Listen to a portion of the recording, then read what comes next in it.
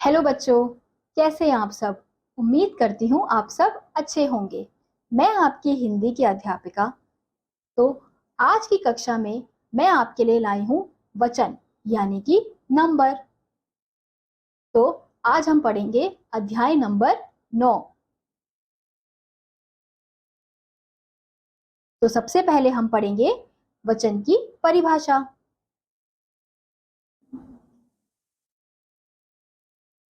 शब्द के जिस रूप से एक अथवा अनेक का बोध हो उसे वचन कहते हैं। यानी कि जिस शब्द से हमें यह पता चलता है कि कोई चीज एक है या अनेक है, उन शब्दों को क्या कहते हैं? उन शब्दों को हम वचन कहते हैं। वचन का मतलब क्या होता है? संख्या से संख्या। व्याकरण में वचन संख्या का बोधक होता है। यानी कि वचन से हमें किसका बोध होता है? संख्या का बोध होता है। अब जैसे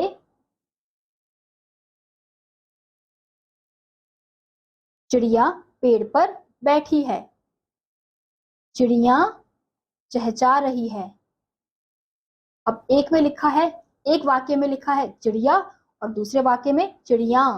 तो यानी कि जब हम एक चिड़िया की बात करते हैं तो हम क्या लिखते हैं? चिड़िया। और अगर हम वहीं एक से अधिक या तो दो या तो तीन चिड़ियाओं की बात करते हैं तो क्या लिखते हैं? चिड़िया। तो इन शब्दों से हमें पता चला कि कहां पर एक चिड़िया है और कहां पे एक से अधिक चिड़िया है। अब वहीं दूसरा उदाहरण देखते हैं। यह मेरी पुस्तक है। यह मेरी पुस्तकें मेरे बस्ते में हैं। अब यहाँ पर एक पुस्तक की बात हो रही है तो किस शब्द का प्रयोग किया गया है? पुस्तक शब्द का। अब दूसरे वाक्य में मेरी पुस्तकें यानी कि एक से अधिक पुस्तकों की बात हो रही है तो किस शब्द का प्रयोग किया गया है? पुस्तकें। तो यानी कि अगर एक पुस्तक की बात हो तो हम पुस्तक का उपयोग करते हैं, पुस्तक शब्द का। वहीं अगर हमें एक से अधिक पुस्तकों के बारे में बताना हो तो हम पुस्तकें इन शब्दों का प्रयोग करते हैं। तो इन शब्द से हमें पता चला कि किस वाक्य में एक पुस्तक की बात हो रही है और कौन से वाक्य में एक से अधिक पुस्तकों की। जैसे यहाँ चिड़िया शब्द एक ही चिड़िया को सूचित करता है तथा चिड़िया शब्द एक से अधिक चिड़ियों को सूचित करता है। इसी तरह पुस्तक शब्द से एक पुस्तक का बोध होता है और पुस्तकें शब्द से एक से अधिक पुस्तकों का बोध होता है। अब हम देखेंगे वचन के भेद। वचन के दो भेद होते हैं। पहला एक वचन, दूसरा बहुवचन। तो पहले एक वचन के बारे में पढ़ते हैं। शब्द के जिस रूप से एक ही प्राणी, वस्तु या पदार्थ का बोध होता है उसे एक वचन कहते हैं। यानी कि जिस शब्द से हमें पता चलता है कि कोई जो पदार्थ है, प्राणी है, वस्तु है वो एक है, तो उन शब्दों को हम एक वचन कहते हैं। जैसे गमला, खिड़की, लड़का, कविता, आंख, ये एक वचन के शब्द हैं क्योंकि इनसे हमें एक चीज का, एक वस्तु, प्राणी, पदार्थ का बोध हो रहा है। अब वहीं दूसरा है बहुवचन।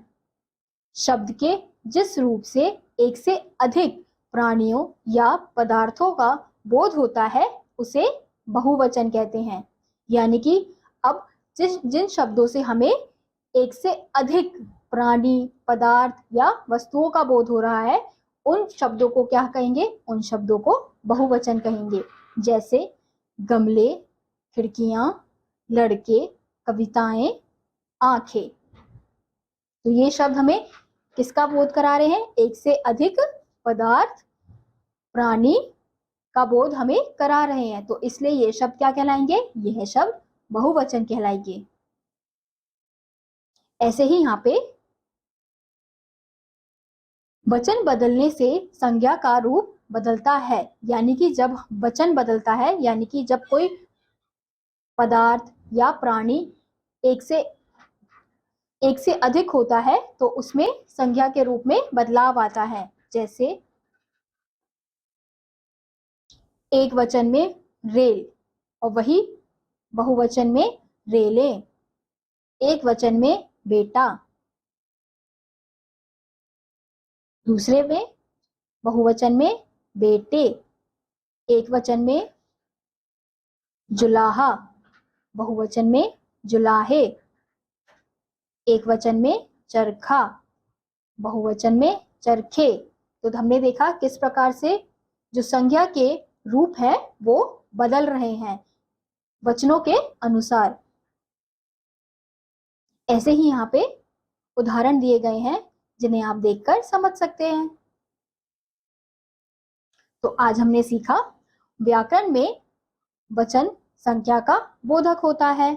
शब्द के जिस रूप से एक अथवा अनेक का बोध हो उसे वचन कहते हैं। वचन के कितने भेद होते हैं? वचन के 2 भेद होते हैं, एक वचन और दूसरा बहुवचन। तो इसी के साथ आज का ये अध्याय यहीं समाप्त होता है। उम्मीद करती हूँ आपको ये अध्याय समझ आया होगा। मैं आपसे मिलूंगी अगली वीडियो में। तब तक के लिए नमस्कार।